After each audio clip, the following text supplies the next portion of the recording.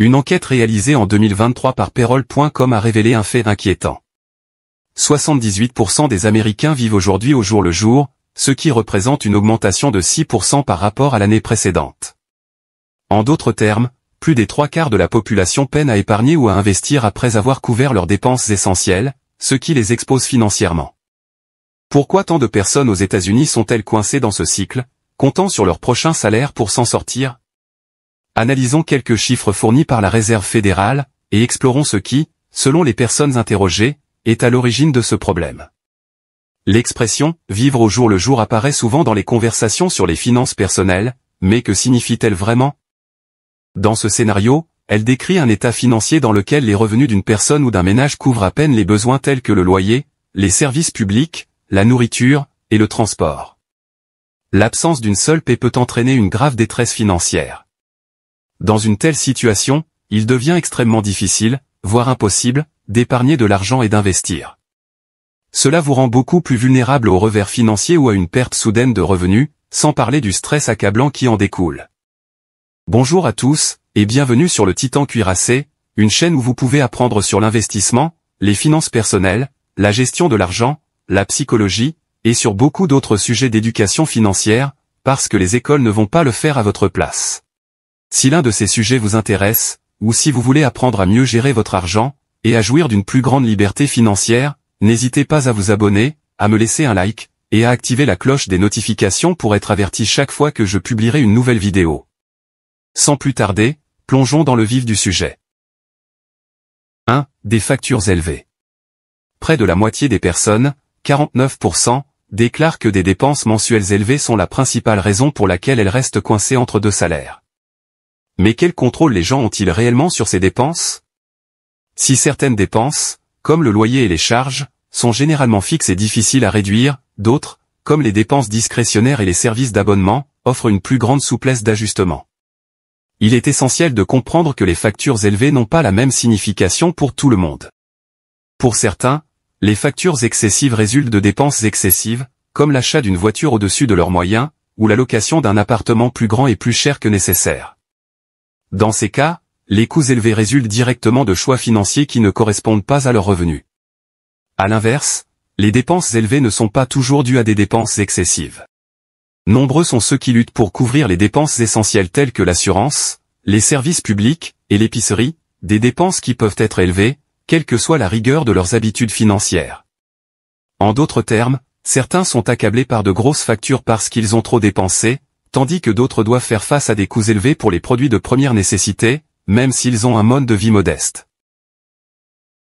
2. Absence de budgétisation ou de planification.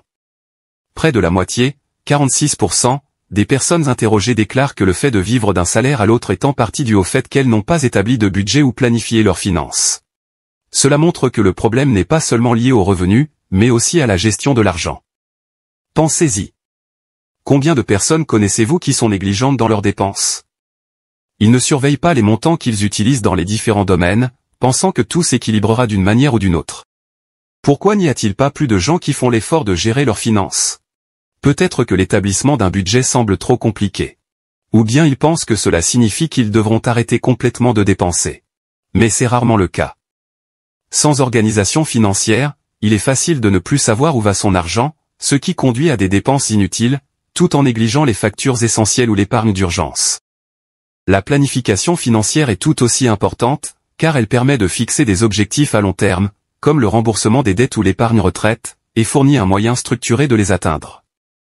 Sans ces outils, de nombreuses personnes se retrouvent coincées dans un cycle où elles ont du mal à joindre les deux bouts, incapables d'échapper à la spirale de la pauvreté. L'établissement d'un budget et la planification ne se limitent pas à la réduction des dépenses. Il s'agit d'élaborer une stratégie pour répondre aux besoins actuels et futurs. 3. Un faible revenu.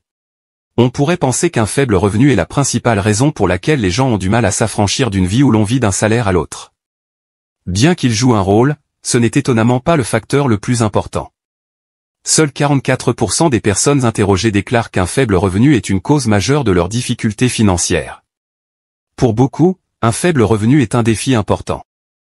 Lorsque votre salaire couvre à peine les dépenses de première nécessité comme le loyer, les charges, et l'épicerie, il ne vous reste que peu ou pas de marge pour épargner ou faire face à des dépenses imprévues. Il est frustrant de travailler sans relâche semaine après semaine, année après année, pour ne recevoir qu'un salaire qui couvre à peine l'essentiel, et vous laisse dans l'attente du prochain jour de paie. Cette situation engendre souvent un sentiment de désespoir, et rend difficile la recherche d'une solution. De nombreuses personnes qui travaillent dur se retrouvent coincées dans cette situation difficile, où leur dévouement et leurs efforts ne suffisent pas à faire face à l'augmentation du coût de la vie, et aux dépenses imprévues. Les prix des produits d'épicerie semblent grimper chaque semaine, alors que leur salaire reste inchangé. Il est décourageant de faire autant d'efforts pour se rendre compte que ses revenus ne lui permettent pas de se constituer une épargne ou un filet de sécurité financier. En d'autres termes, chaque salaire permet à peine de tenir jusqu'au prochain. Il est extrêmement difficile de sortir de ce cycle lorsque les revenus ne suffisent pas à couvrir les dépenses courantes, et encore moins à mettre de l'argent de côté pour l'avenir. 4. Des situations d'urgence imprévues. Environ 35% des participants à l'enquête déclarent que les urgences imprévues sont un facteur important de leur mode de vie. Ces situations imprévues, telles que les urgences médicales, les pannes de voiture, ou les réparations à domicile, peuvent épuiser les économies et faire déraper les budgets les plus soigneusement structurés. On a souvent l'impression qu'une nouvelle crise financière survient chaque mois, alors qu'il faut parfois des mois, voire des années, pour se remettre de la précédente. Sans réserve financière, les particuliers sont souvent contraints d'utiliser leur carte de crédit ou de contracter des emprunts pour faire face à ces dépenses soudaines, ce qui pèse encore davantage sur leur budget. C'est pourquoi les situations d'urgence jouent un rôle important dans le fait que les gens restent prisonniers du cycle de vie d'un chèque de paie à l'autre, ce qui les empêche d'épargner de l'argent, ou d'atteindre une stabilité financière à long terme. Une chose est sûre, les dépenses imprévues sont inévitables. Qu'il s'agisse d'une facture médicale urgente, d'une panne de voiture soudaine, ou d'une réparation imprévue de la maison, ces surprises financières peuvent survenir à tout moment, souvent sans avertissement.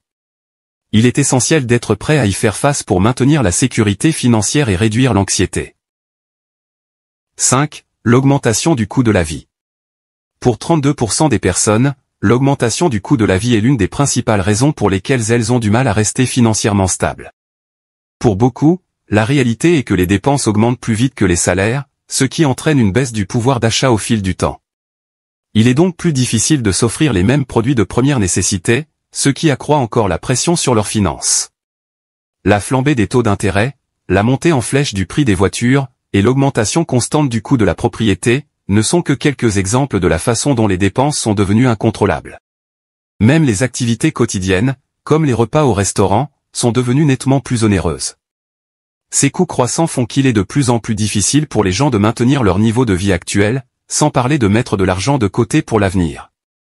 L'écart croissant entre les revenus et les dépenses a transformé le coût de la vie en une charge financière importante, qui affecte à la fois la stabilité et la qualité de vie en général.